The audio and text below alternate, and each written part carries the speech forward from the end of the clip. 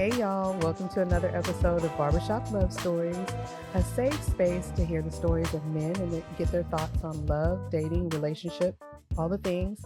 No pretense, no judgment, just raw, real stories. My name is Lena West, and today my very special guest is Franklin Franklin. Simmons. Yo, yo. Hey Franklin, How you tell us. doing? Hi, tell us a little bit about yourself. My name is Franklin Simmons. I was born in Panama City, Florida. Okay. Raised in Beaufort, South Carolina. So I grew up in a small town. Um, I'm a combat veteran. Did 9 years in the Army. I am retired, so Mhm. I'm a stay-at-home dad for the Now that's most part. different. Oh yeah, I We enjoy it. It's stressful sometimes, but I enjoy it. I we love it. we definitely got to circle back to that because that is not a black man thing. Yeah, yeah, Like that's very, very rare. yeah.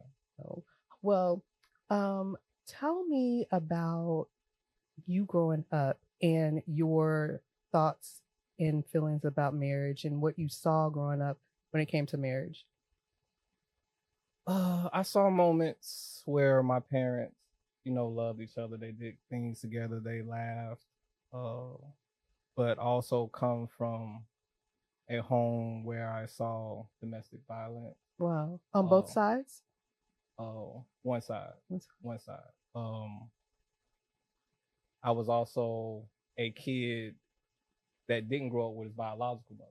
So my Mm. dad came and got me when I was about 7, 8 years old from Mm-hmm. my mom, and that was literally the last time I saw my mom until I was 8. Wow. But he took care of me. I grew up with my dad and my stepmom. I had a stepbrother and a stepsister. They eventually ended up having another child through marriage. But when it comes to marriage, I didn't really learn anything about marriage. Did you desire it? Or were you just like, No, as a kid, I was no. just being a kid. I mean, I never truly paid attention to what my mom and dad were doing. Mm-hmm. You know, different from how I do my kids in my household. My kids, if me and my wife talk about something and I know they heard, we're gonna sit down and have a conversation about it so you understand where that conversation derived from. Gotcha. You know what I'm saying? But not too much from my parents. I was a deer in the headlights when it came to love and trying to find the person I wanted to spend the rest of my life with. But And you mentioned that you got married fairly early. So tell us about that. well, I'm currently on my third and final marriage. Final, yeah. Clearly that's it. But I was married 2 other times, and the first time I was married, I was about 22, 23 years old. Uh, at that time, all I knew is that I wanted wife. Okay. I wanted to be a father and a husband.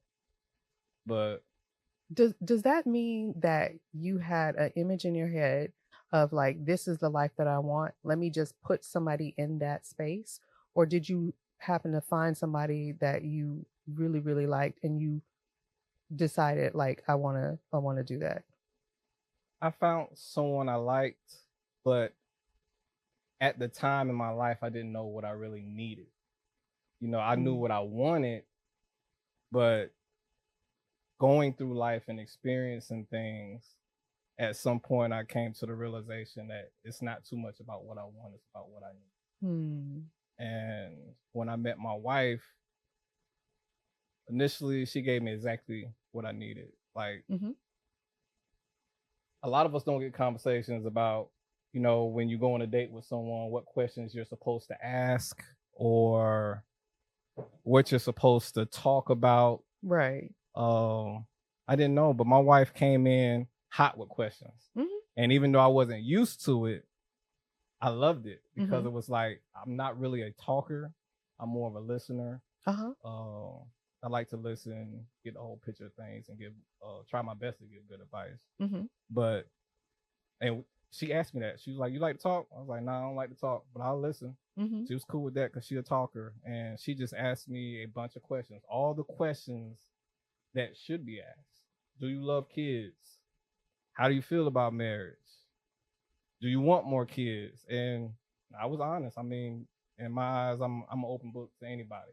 Come So talk to me. she was really trying to evaluate things from jump. Yes. Okay. She asked me, she was like, do you want to get married? And I was like, and I told her straight up, I'm not trying to get married. You know what I'm saying? We can talk, date or whatever, see where it goes. And she was like, I ain't with that. But she kept on asking questions, and I just gave her answer. Was she around the same age? She is 3 years younger than me. Okay. So I'm 44. She's 41. This is this your first one? Oh no, I'm talking about my current wife. Oh. Oh, I'm sorry. Okay. I try to leave the past in the past. So initially, I'm just thinking about what I have right now because that's the only thing that matters to me. So okay. So you want to know about what do you want to know about my first marriage? Can we start over? So Franklin, what I really want to know is about like the first wife. Okay. So was she somebody that you just filled in a construct that you had in your mind of how you wanted your life to be, and she just happened to fall in? No, I mean, I met her, courted her for a little bit. We ended up living together first, and then we got married. Would you do things that way now? Do you think that's a good idea? I'm not sure. Maybe. Because you have to get to know the person that you're with. You can't really know the person unless you know their routine, every detail you can find out about them. So I feel that you have to live with them. Not people choose other ways. They do a lot of courting and stuff like that. They don't really give you the feel of what is this person like when they wake up in the morning for real on a daily basis, not just after, what I'm saying, we hang out, have a good night, hook up or whatever, and wake up the next morning and you do a routine because the night before was good or it was bad and you act a certain type of way. I mean, I think that's a little contradictory. Y'all, stay tuned because we're going to get to the full story at the end. But the reason why I say that is because when we get to the point of like your current wife, that wasn't an issue. So I'm a little confused on why you would say that you might do that and that people need to know each other. Because I have a child who kind of in a sense tried to jump in and do the same thing that my wife did. He met someone, got married after a few months, and it didn't work out. But to that point, we were in different stages in our life. Young, all you're thinking about is hanging out with someone, having fun. But when you're older, you've already had that experience with other relationships to the point to where you kind of get a good picture of what you need in life, not necessarily what you want. But that's one of my philosophies that I preach in my relationship. I preach to my kids. Life is not about what you want. What you want is a luxury. Life is about you getting the things that you need, and then the things that you want is just extra on top of that. If you go into things not thinking about the things that you need in life, the things that you want aren't going to keep you happy. The things that you need keeps you happy. Things you want are just temporary fun, right? Or passing comfort. So we're gonna normally I get like a backstory and history and all that, but your story is so interesting. I want to just dive all the way in. And so let's talk about your final wife. Let's just say that. Okay. Okay. So I met my wife in a Facebook group. It was a singles Facebook group. I wasn't really in it. I wasn't in it initially. I was invited by an old high school friend. They messaged me. It was like, join this group. This person talking about they'll kick us out if we don't have enough people join. So, I'm trying to be a good friend. I joined the group and I came across. And then were you single then? Or were you were you single?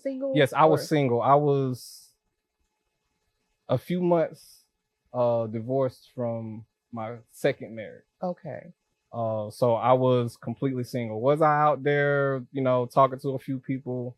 I was, but I can tell you right now, one of the persons I was talking to, my sister hooked me up because I was like a hermit, you know what I'm saying? I stayed inside and stuff like that. But we met in a singles group. Came across her profile. I guess I sent her a message or responded to a post. She liked what I posted and then asked someone else to message me to ask me if I was single or something like that. I said I was, and from there I got her information. We didn't really talk on Facebook. It was like I gave her my number. She called a month later. Okay, was she abducted by aliens or Nah, like what's going on? When we talked about it, like she said she wasn't the type of person to be on Facebook. She was invited to the singles group pretty much the same way I was invited to. Someone just randomly invited her to it. She joined it. That's fair, because I'm horrible about my messages, y'all, when it comes to Facebook. Like, please don't try to get a hold of me on Facebook. Yeah. It's gonna be a problem. Yeah, and I wasn't really on it either, but I posted something, sent her a message. She didn't respond back. I think a month and a half went by. She finally reached out, but I missed her call. I'm not sure if she left a message, but it's weird. I remember it. It was September 1st. She reached out to me. A hurricane came through. I was living in Tallahassee, Florida. A hurricane came through. So the next day I was working for, a cable company. I was emergency relief, trying to help put up lines so people have, power, cable, internet, stuff like that. I happened to just look at my phone, saw she sent me a message, and I called her back immediately. I was like, hey, look, I can't talk right now. I'm handling stuff after this hurricane. When I get a chance, I'll reach back out to you. And finished my day, reached back out to her, and it wasn't until the next day, September 2nd, reached out to her, and we never stopped talking. I will say, if I were her, I would have been a little nervous because, like, when you get that initial, hey, I got to hit you back, you're like, oh, man. Yeah, she told me she felt that way because she didn't think I was going to call her back. But I called her back, and from September 2nd, 2016, we never stopped. She could be going to the store and we'll be on the phone, FaceTime, or she just talking my head off about every single detail of what she has going on throughout her day. And it's annoying sometimes, but I love it. That just shows me that, she wants me to know about her day. And honestly, it helps me understand the type of person she is, how she thinks. So I can help her be a better version of herself. Because at the end of the day, that's what relationship's all about. You plan to spend the rest of your life with that person. You want to help each other be the best version for each other. So true. So let's talk about that commitment. What did commitment look like for you? Commitment was just giving your all to the other person. I've never went into a relationship without giving my all. I've always given my all, and there have been some disappointments because there have been moments where I gave my all to people, and for some reason they'll just be like, oh, you doing this, you doing that. And I'm like, yo. Like too much? Yeah. Perfect example. My first marriage, church going, singing in the choir, doing everything I'm supposed to do, taking care of my kids, my wife. But for some reason, it just came out of the blue. You cheating. Now, mind you, at this time, I was in the military. I'm a soldier, we have our hours or whatever the case may be.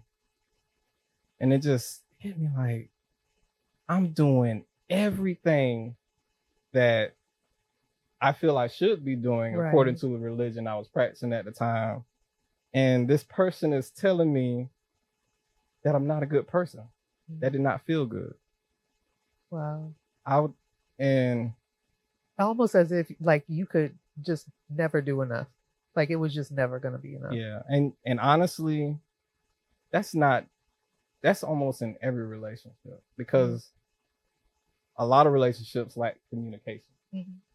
Like I told you before, I'm not a talker. My wife is a talker. So I don't really talk about my feelings like that. You know what I'm saying? I'll think about it, have conversations with myself in a million different ways to ensure that I understand it. And then if I ever have to come to my wife about something, I come to her understanding what I want to talk to her about. Most of the times people go into a conversation with how they feel, not with the words. So when you're talking, you never really hear the words. All you hear is yap, yap, yap. And I was having a conversation with my wife one time, and she said something. I was like, hey, you don't fully understand who I am.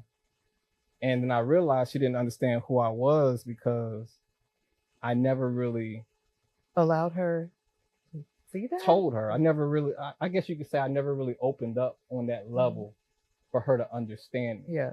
You know, a lot of arguments is also y'all don't speak on the same level. You know, when I speak, I understand everything I'm talking about, but when I come to my wife, sometimes it's like she don't understand, and I realize it was because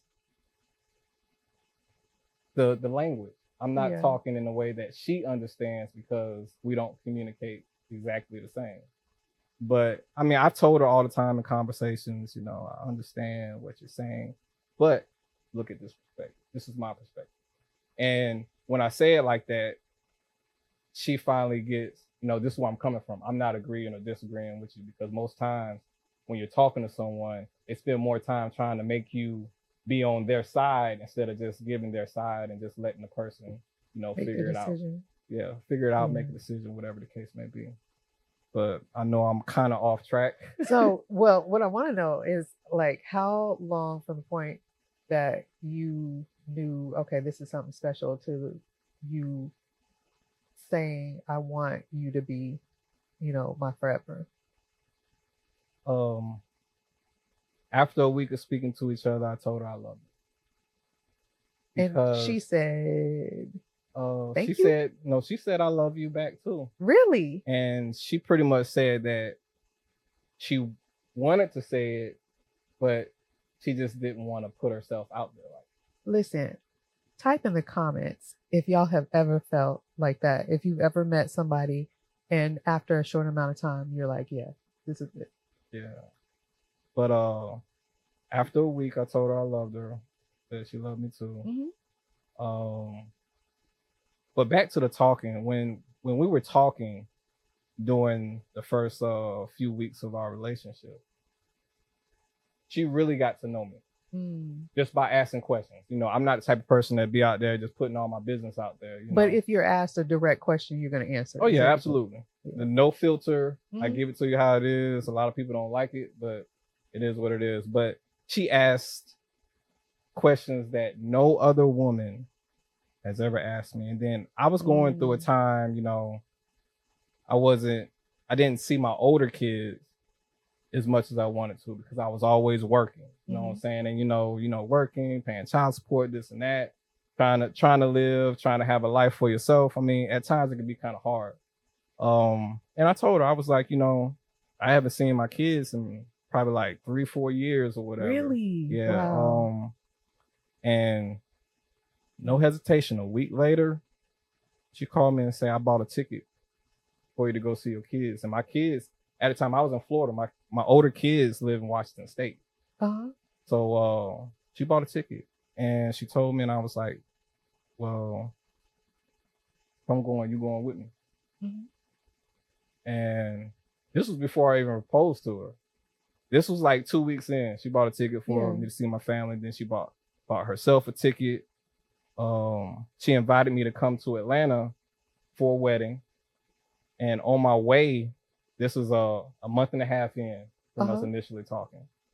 I told her, I was like, yeah, I'm going to propose to you when I get there. And she was like, oh, you playing, whatever. You know what I'm saying? And I got to the front door, came to the door, got on my knee, and I proposed to her. And this is the first time you've seen her? First time I've seen her in person. Everything is on the phone. We're building on the phone, FaceTime. With just talking. You know, she would be on FaceTime when I picked up my son, you know, due to the custody plan and stuff like that, with my second marriage. So she saw me with my youngest son. Everything was cool. Even before we got married, was it before? I think it was after we got married. A month after we got married, we went to go pick up my son. Wow. Just so he could spend time with us and stuff like that. So I mean, she knew I love my kids. I made that very clear to her. When she bought that ticket to Seattle, that was my sign. Yeah. Because I told her what meant the most to me, and she just made it happen. Never asked me, do you want to, how much it's gonna cost? Like, she just did it. Didn't ask me for no money, anything. And from there, I just like, she hurt me. Wow. Like, without her actually knowing, she knew what I needed. Yeah, I love that. It sounds as if you were just really seen by her. Yeah. Like she could really see you. And Well, that's she was rare. trying to anyway. Yeah, well, I mean, there's that. I feel like that's a rarity a lot of times in dating, because a lot of people, like, maybe they like the idea of you, but they don't really care to get to know who you really truly are. Like they like the status that may come with you or the amenities that come with you, but not.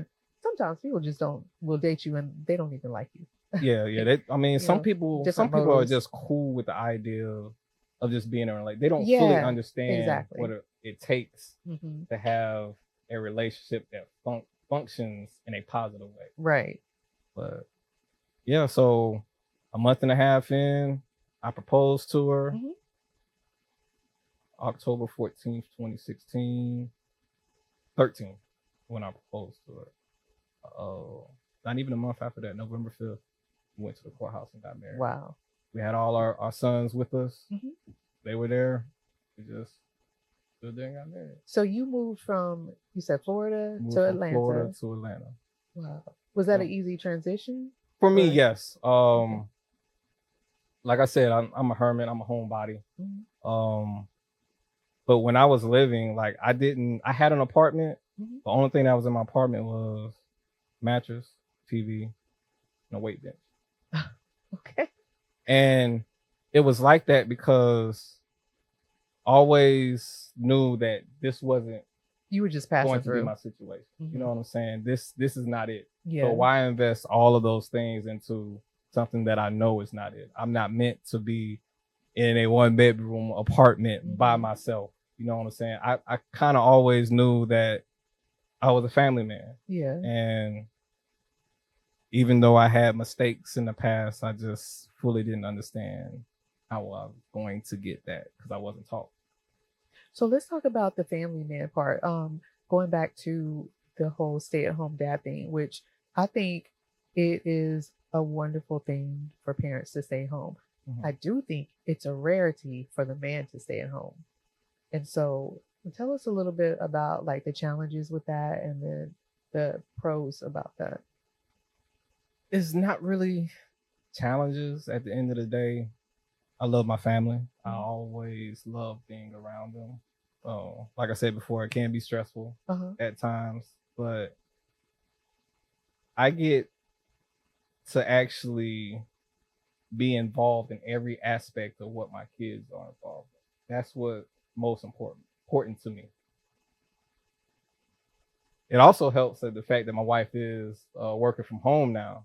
Oh, so we are all always at home. My 2 youngest daughters, they're 5 and 6. They're homeschooled. My 14-year-old son, he's homeschooled, but he does do one class at the high school because he is a baseball player. So, he has a goal of earning a baseball scholarship. Yeah. So, we had to do what we had to do to make that happen. You do. But I love it. I mean, I get to see everything my kids are involved in. Yeah. They come and tell me about what they see on YouTube Kids. I make them watch old school movies so they get a feel of what watching stuff when I was a kid was like. They'd be like, "Daddy, you watched this when you was a kid?" I was like, "Yep." And I tell them the lessons they can learn from it. They're learning to read a little better now. So we are teaching them how to storytell. Okay. We want them to be able to explain themselves. And I swear my 6-year-old, she asks every question in the world.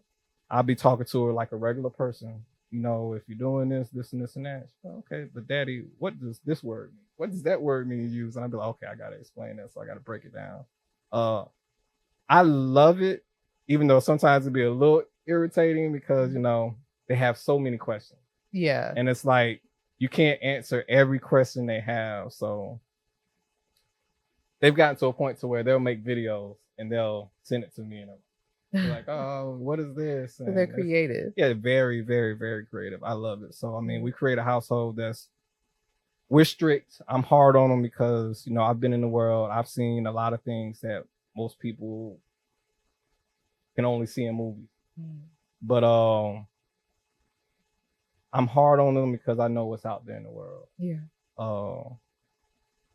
I want to prepare them for every possible thing they can run into so they know how to handle themselves and not depend on anybody else. Because at the end of the day, I realized myself coming up, no one really taught me how to be a man in this type of society that necessarily wasn't made for us. So we have to kind of like find our way. And I want to make sure my kids understand how to find their way. I hear a lot of men, they say that they feel like they were cheated of the experience of being taught, and that they just kind of grew up and had to figure things out. And I think that's a tragedy, that there aren't more like mentors, whether it's your father or uncle or just some teacher to help with that. I mean, it is, but I love my parents to death. I love them with all my heart. You know what I'm saying? And I understand their shortcomings are just based off of what they didn't get when they were kids. True. You know what I'm saying? So I don't hold my mom or dad responsible for the things that I had to learn the hard way. It's just, I wish somebody would have taught them so they had the proper information to teach me. To pass it on, yeah. But it just didn't work out that way. So. And I mean, honestly, we can't go backwards, but what we can do is sow into our children. So, yeah. I mean, you're doing that right now. Was that a decision that both of you made together, or was it more like, you know, hey, this is kind of the direction I want to go when we get married and have children? No, honestly, we went into it with the idea of being Christian. You know what I'm saying? I went to church, she went to church. So when I moved to Atlanta, I went to church with her. We went to church together. We prayed. We even did a couples therapy at the church having. I think it was called Radical Love. Oh yeah. We did that for a little bit, and I learned some good tools in that, especially when it comes to talking to your partner. One of the biggest tool is, you know, when we talk, sometimes we raise our voice because we want to be heard. Right. But what I learned in that is if I just grab my wife's hand, and tell her what I want to tell her, and not be like, if you do this, it's more so like, I see what I'm doing wrong. I'm going to try to do better, but can you tell me how you feel about this area in our relationship or whatever? That just disarms the other person. It does. You can't be on your rah-rah when somebody's holding your hand gently, tenderly, and then explaining things. But you know, in a relationship and in marriage, that got lost a few times. You know, we get caught up in our words and how we feel because we don't want somebody to, I don't know, have too much power over us. But one day, I think this was probably like maybe 4 or 5 years into our marriage, I just accepted the fact of a lot of things, like, I chose you. And it just hit me like, I chose you. I should be taking care of you better than I take care of anything in my life. And when I realized that, like, for me, everything been smooth sailing. You know what I'm saying? Like, I don't bring any stress into our relationship. It's always something outside that if something happens in our relationship, it's always a feeling that maybe my wife gets about something she's dealing with. And she always has a weird way of coming to me about it. It's never like, hey, babe, you know, I got this going on. It's always directed like I did something wrong. What do you mean? I mean, like, you know, women. I'm gonna say women in general. I know that's a very broad word. That's a broad. It is, but sometimes women have conversations with themselves and they get so worked up that when they come to their man, it's with that energy that they had about the issue instead of giving us the opportunity to actually hear what's going on so we can help them better. Okay, I'm not gonna lie, that's a little fair. That's fair. So Sometimes. I've had times where my wife came in hot, this and that, and 2 wheels. I was automatically in defense mode because I'm like, yo, I'm doing everything I'm supposed to do. You know what I'm saying? You know, I'm slapping you on your butt when you get home and this and that, letting you know that I'm here and I see you. You know what I'm saying? That's my way of showing affection. But then you got this issue. Where's this coming from? And then after all the arguing, we finally get to it. And then I'd be like, this is it. That has nothing to do with me.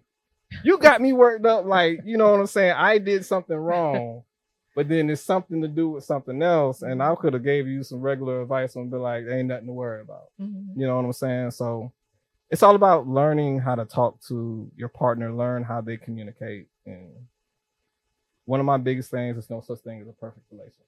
Perfect is what you make it. Right. And I think at the beginning of my marriage, and yeah, we had our times where we argued about little stuff here and there, but at the beginning of our marriage, it was, she had a picture of what she felt I should be in our relationship. Ooh. But when I went into it, I did not go into it with any expectations of her. I wanted her to be her because that's the person I fell in love with. Right.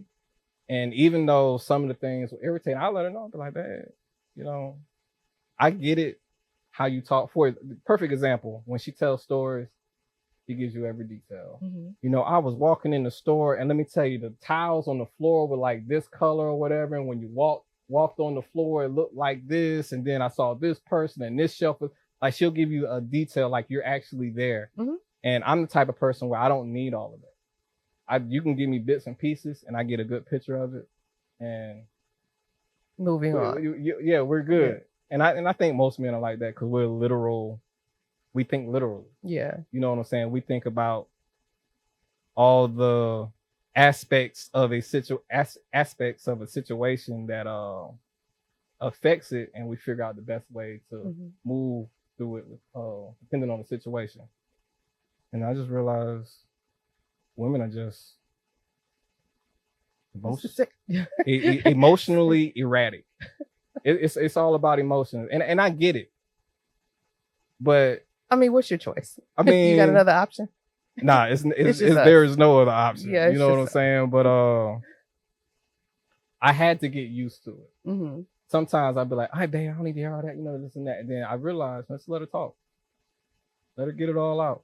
And I'll sit there and listen, even when I don't want to. She can see it on my face sometimes. She'll be like, "Oh, hey, babe." But I let her talk and I let her get it all out. And then later on, something to pop up with that same situation.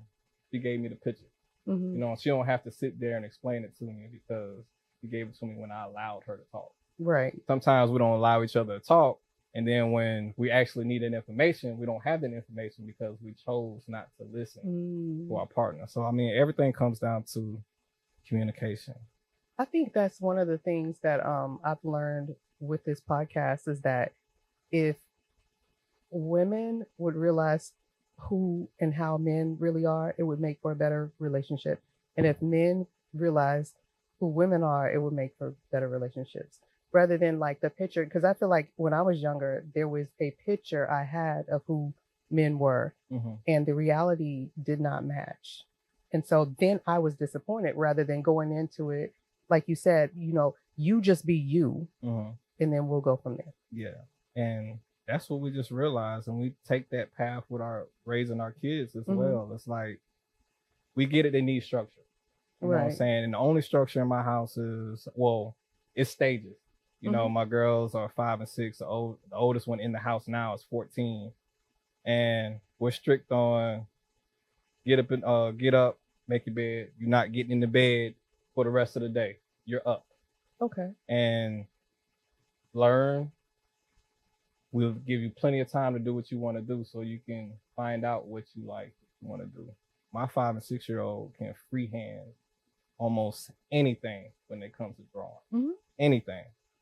And you don't see that with a lot of kids. A lot of kids don't even play with crayons. No. I did when I was a kid. No. I was outside. You know, I grew up in the country. So, you know, I was outside playing, getting dirty. sneaking out the yard, all type of stuff. And the way this world's set up is a lot different. Yeah, I was just thinking as you were saying that, like, families just aren't set up like that. Like, kids are taught by iPads. They aren't really truly parented a lot of times, because the parents are in the workplace.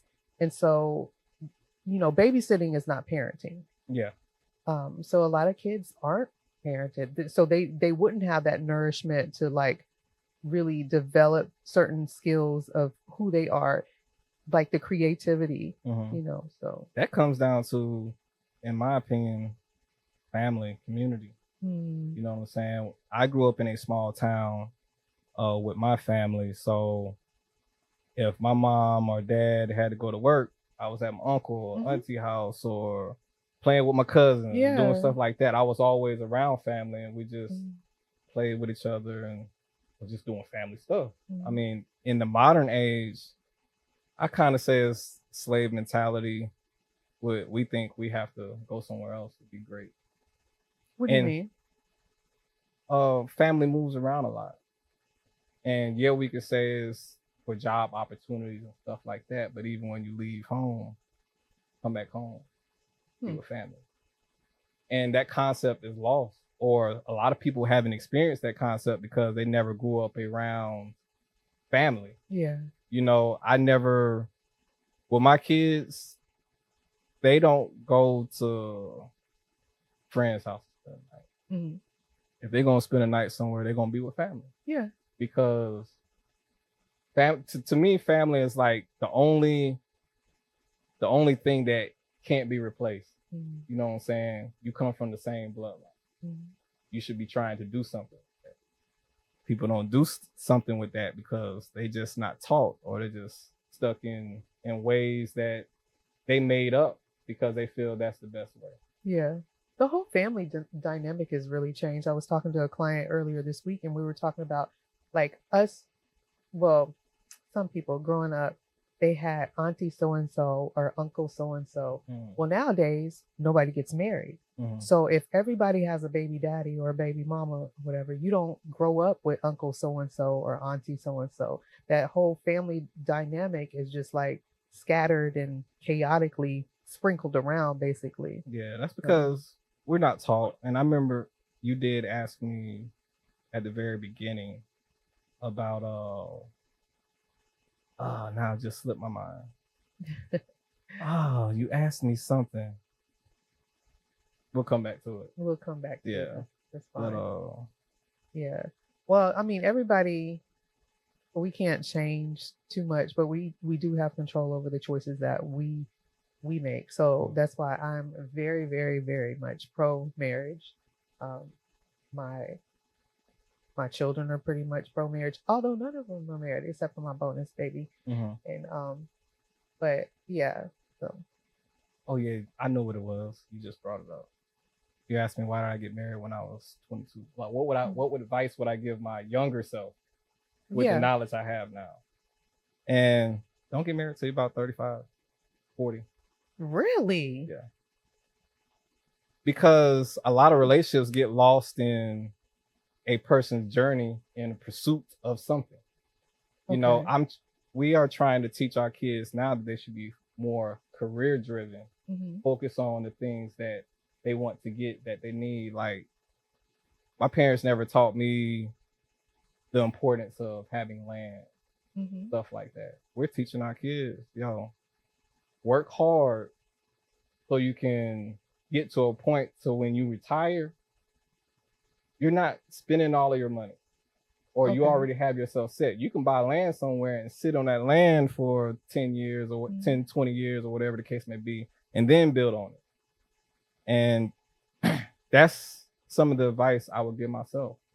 Focus on your career, because you can't fully take care of a family if you're not on that path of ensuring their security. Okay, so this is advice to yourself, not to like a woman or anything. To my younger self as a man. Yeah, okay. Because my philosophy as a man is like, well, any man's philosophy is we're protectors. Yeah, Yeah, you're the protector, provider. So yeah, okay. I don't expect my wife to protect me. I know she'll do what she can, but I don't think about any situation that would happen, that could possibly happen, where I'm dependent on her to protect me and our kids. Mm-hmm. It's always me protecting my wife and kids. So I would tell people, it don't even have to be 35. If you're grinding at a young age, go grind, go get yours, do what you have to do, and then worry about the relationship later.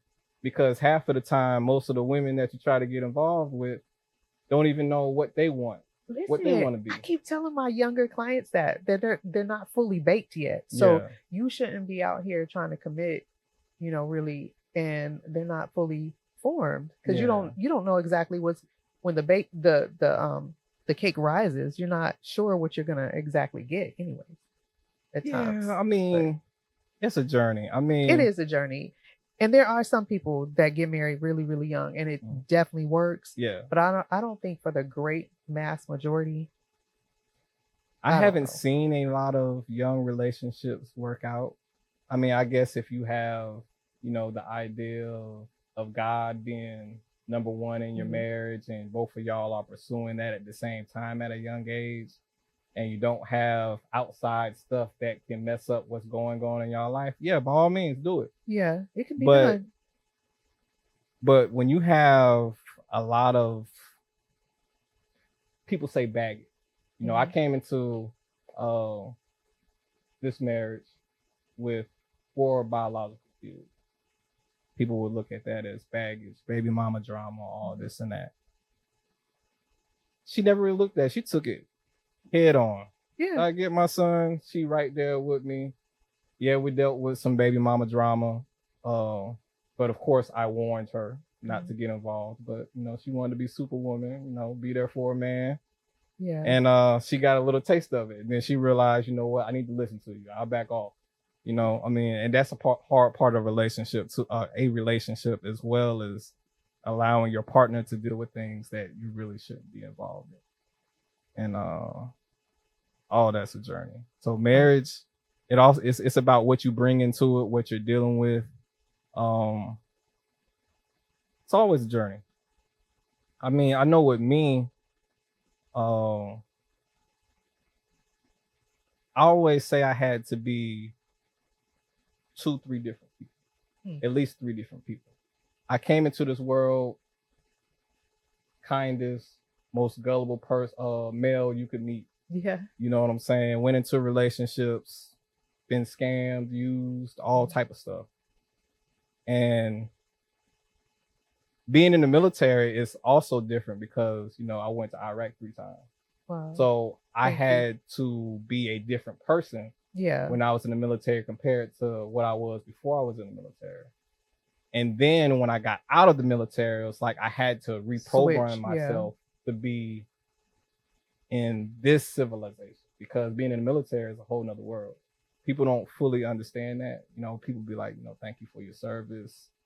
And it feels good when people say that, but they have no clue of the luxury of just being a civilian. Yes, absolutely. And that's how we used to call it when we was in the military. All these civilian people this, civilian people that. And then when I got back in the civilian world, it was like a culture. So I had to unprogram what helped me survive through all the trials and tribulations I had to go through in the military, and had to figure out who was I going to be without the military.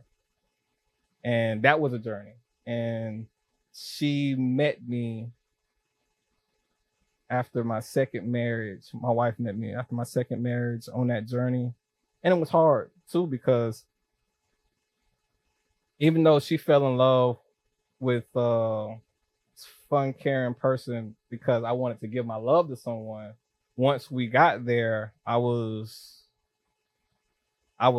fighting battles, walls that I built up to protect certain parts of my mind. And being in a marriage with another person, those walls have to come down. Yeah. And for a lot of the things that I experienced, especially in the military, there's no way to try to get your partner to understand. a little bit of the stuff slipped out here and there when we were talking, or had a conversation or whatever, and she'd be like, I don't. And from there, she took it like, okay, he told me that. Now I understand why he does this. Yeah. If I bring this or that up, it's so many things that a partner has to deal with their partner in a relationship that nobody's ready for. My wife is not ready to be a counselor to a grown man. And I don't expect her to give me advice about anything. If I come to her, I tell her, how I'm feeling. Of course, she's gonna give her 2 cents because that's the type of person she is. And we just go from there. We just move on, learn from it, and move on going forward. And that's been the best part of these 9 years is. Yeah, I wanted to touch on that. It's been 9 years. Yeah, so 9 years. Like for those of you who, listened to the first part, it was a quick, pretty much relationship, but it's lasted. Yeah. Yeah. And it's going to last. Going to last. Because every day I go into it telling myself I'm gonna show her how much I love her. Because not just because I love her, it's more so my kids. I didn't really get a real good example of that when I was a kid. So my little girls, my sons, I want them to see how much I love their mom. Even though my oldest son said something in the argument we had a few days ago, right before New Year's or whatever, I didn't like it. But I marinated on it for a while, for a few days, to really think, like, why did he say that? I'll tell you what he said. He said he was having an argument with his mom, and then I said something. He was like, "You're just mom's pet." Ooh. Where did that come from? And I was like, "Son, I'm sorry you feel that way." And I had to sit back and think about that for a while. I was like, why would he think that I'm his mom's pet? And then it clicked. And it was because my 6-year-old daughter came to me. She was like, "Dad, what do you want to be when you grow up?" Now, mind you, I'm retired. So, like, I'm always home. They see me all the time. I realize he did not get to see the hard-working version. Right. So this guy looks like... He only gets to see the version that's here at home, taking care of family, doing regular, typical stuff, making sure the house is clean, making sure the kids doing what they're supposed to do, laundry, stuff like that. But I'm from the country, so to me, that's normal, especially, when you're home. But it clicked when my 6-year-old daughter came to me, and I was thinking about all of this, and she was like, "Dad, what you want to be when you grow up?" And I was like, "Damn." She never saw me work. Right. Like, she saw me do stuff around the house, but she never saw me be that version of a man or whatever. She was just, "Oh, Dad's here." So now I started doing more stuff around the house to let them know, okay, I'm here, but I'm handling business. You know what I'm saying? They'll get it all figured out for sure. But oh yeah. Franklin, thank you so much for coming and sharing your story. It was definitely fascinating. I hope you guys enjoyed it. If you did, please like, share, subscribe, and definitely send this to someone that it may help. Always remember that better conversations create better relationships. And we'll see you on the next one. Thanks again. Thank